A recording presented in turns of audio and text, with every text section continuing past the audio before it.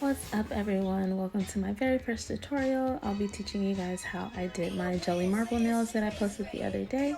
So I'm starting off with the purple one that I did, and I will be starting with a silver cat eye gel. I'll put the name down below because I don't know how to pronounce it. I got it on Amazon, but you'll see me apply this to the nail, and then at the end I use the magnet to add the line where I want.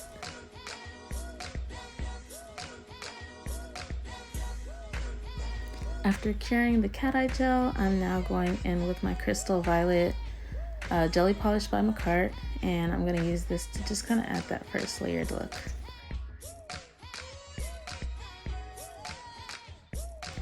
Once that is cured, I go in with my clear blooming gel polish.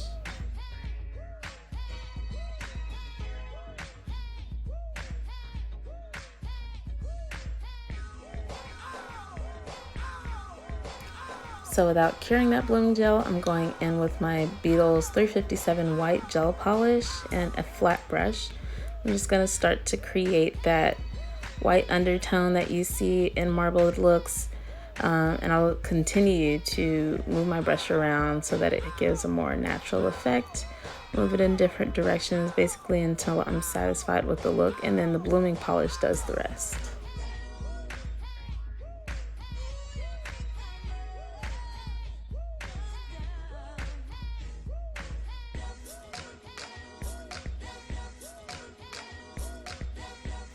So after curing that, this step is pretty optional. It depends on how much depth you want for your marbled look, but I just go back in with that same jelly color to cover the white. Once that's cured, I go in with my Saviland white and my Beetles brush and create a few lines that I plan to fan out. I then use this small flat brush and some rubbing alcohol to make small gentle strokes to fan out those lines that I've drawn.